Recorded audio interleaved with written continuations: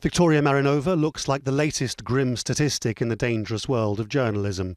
Her body discovered in a Bulgarian town where she was investigating the corrupt misuse of European Union funds. She joins the likes of Daphne Caruana Galizia, blown up near her home in Malta by a car bomb, Jan Kuciak, shot dead outside his home in Slovakia, and, if Turkey is right, Jamal Khashoggi, allegedly murdered in the Saudi consulate in Istanbul, all of them reporters intent on exposing abuses, who were silenced. When impunity runs at over 90%, most people think it's likely they'll get away with killing a journalist. And what often happens is maybe the killer gets caught, but the intellectual mastermind, the person who planned it, the person who paid for it, the person who instructed it, they get away scot-free. And indeed, many of them become political leaders in different countries around the world, or certainly people with high up in business or high up in corporations.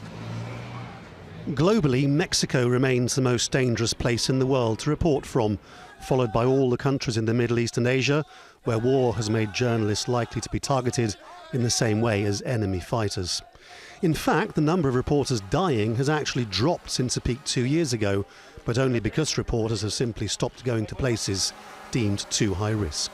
Of course, there are some journalists who, when they plan flight routes, they don't fly in airspaces of, for example, countries in the Arab world. If they're flying, for example, let's say East Asia, they will fly via Finland. They will avoid at all costs any airspace whereby an airline will be ordered by government to land, they'll seize the journalist and they kidnap him. A few days ago, I called the fake news the enemy of the people, and they are. It isn't much of a surprise that there's been virtually no international response to the bizarre disappearance of Jamal Khashoggi, when any number of world leaders in the US and elsewhere claim journalists are the enemy of the people.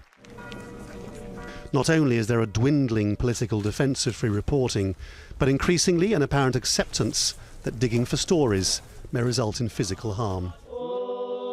In the end, it's about democracy, or whether it matters. Laurence, Al Jazeera.